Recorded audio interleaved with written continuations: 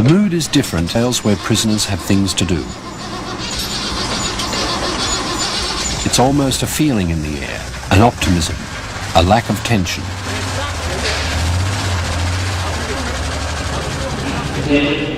There's trade training facilities at Bathurst Jail, which include apprenticeships in trades such as carpentry, welding, fitting and machining.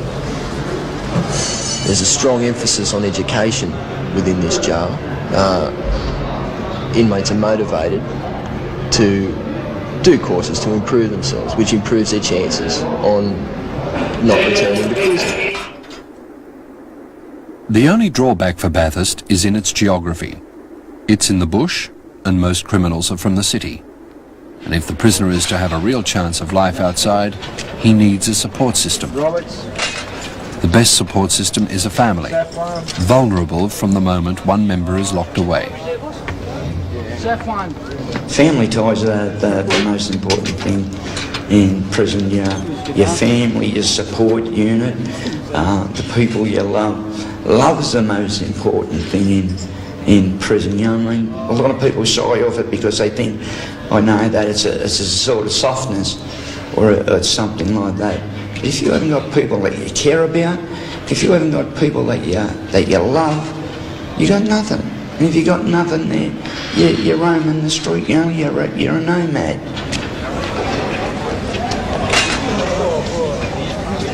The marriage breakdown rate for prisoners is enormous, and the bonds which unite a family can be as tenuous as a telephone line. Keep dragging me down, there's nothing I can do until I get out. No, we'll just get take it to court. Because he can't dictate, you know, when the kids are there and when they're not there. And they're only doing it because I'm in jail. If I was out, he wouldn't be doing it. Yeah, so far. Depends what I get at court. That 6 months that you got last. It's concurrent. Yeah, so you only got 6 months. I know that. You said you'd get out about July. I know. Depends what I get at court here. When's the next If I can get off on probation or something. The experts say that keeping a prisoner's family intact is the best way of helping him to go straight. More visits and more phone calls are vital, they advise, and would not be expensive. Yet in most states, that advice is ignored.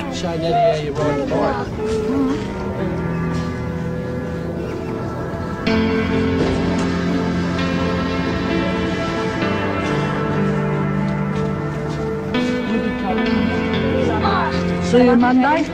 You gonna see me Monday? There's another kiss, quick. Quick, you daddy kiss, quick. Another kiss. Quick, another one. See you next Monday, okay? You come out with Mummy? Don't leave her at home, Mummy. No, I won't, Daddy. Love you. See you Monday. Hello, Daddy. Give Daddy wave. Very good girl. Bye. Hello, Noel.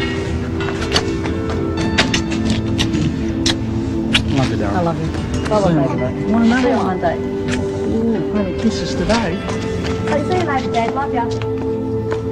Most families with prisoners inside have lost the breadwinner and must somehow survive. Give Daddy wave. Bye, Daddy kiss. Okay. Bye, Daddy kiss, quick. See you, darling. Love you. Love you, darling. See you next week. Ta-da. Hurry up. Many prisoners feel that their families are the ones suffering. They're the ones who are doing time. Come on. Going now. Say bye, Dad. darling. Love you, honey. I'll see you later. Bye. Love you. Love you, honey.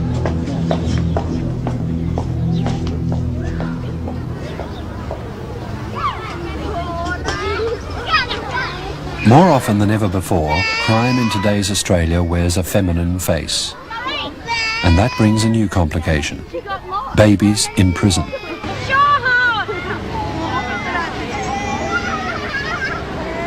It still hurts a lot to be away from your children and have someone else taking care of them. Especially with the little one, I've noticed it a lot. Like, even, you know, I wasn't around to see her take her first steps, to see her starting to talk, just little things, and it means a lot to a mother.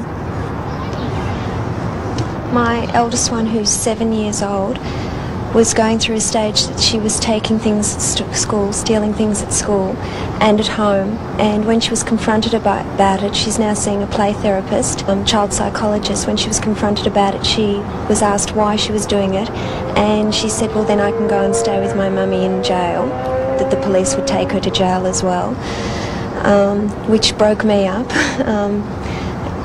You know, I didn't want to see her going along the same tracks as what I've done, and now I sort of start to really realise what I've done to my parents when my own children are starting to say things like that.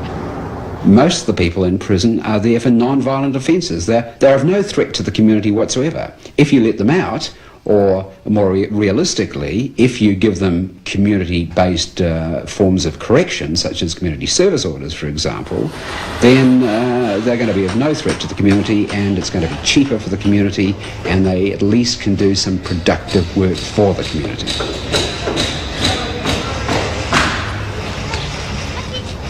In Melbourne, a promising alternative to jail. A childcare is being rebuilt.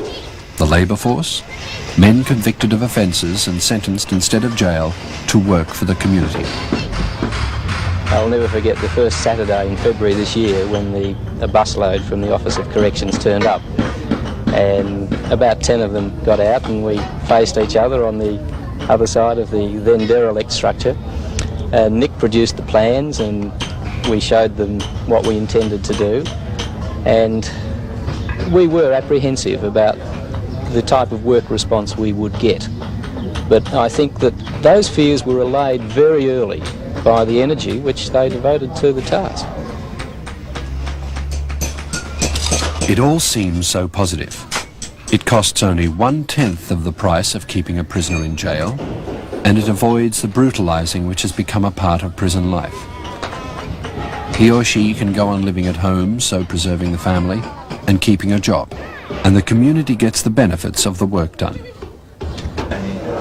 Yeah, well, they got me in here for traffic warrants that I couldn't afford to pay, and they sent me here for a week, which I think is ridiculous, really. I could be outside helping out somewhere else, such as community depot, or maybe Meals on Wheels even. You know, do something good for the community instead of being locked up in a cell for 16 hours a day. It's not on, really. And it's only a waste of the taxpayers' money. It's costing them to keep us in here. I'm a registered nurse. You know, I've had 9 years' experience. I could go out and look after people with cancer, or, you know, people in old age homes or something. I do that well. I could do that for nothing for 2 years rather than be stuck in a jail.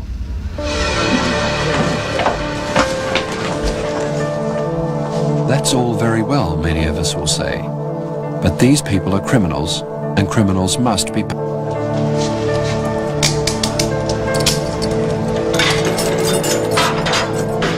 Without punishment, there is no deterrence. Without deterrence, there will be more crime.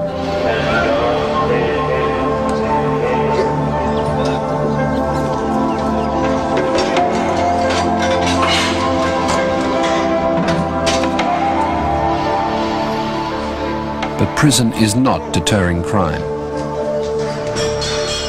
Out of sight and out of mind, it is quietly producing worse criminals.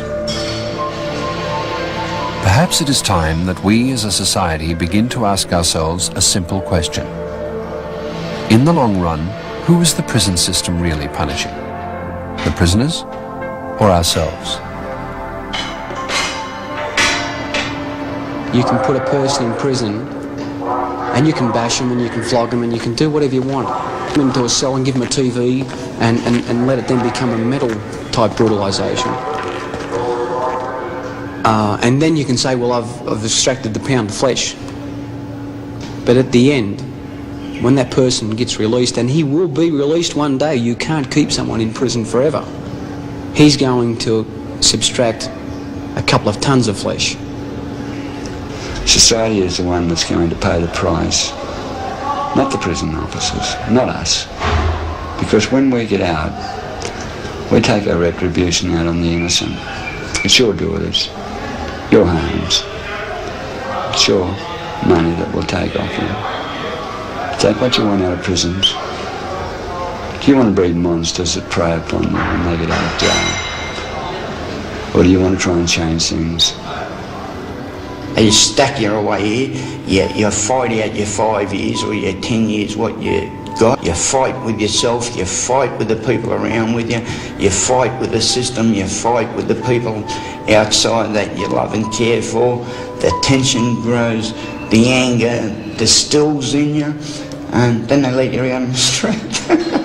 Then they let you out on the street.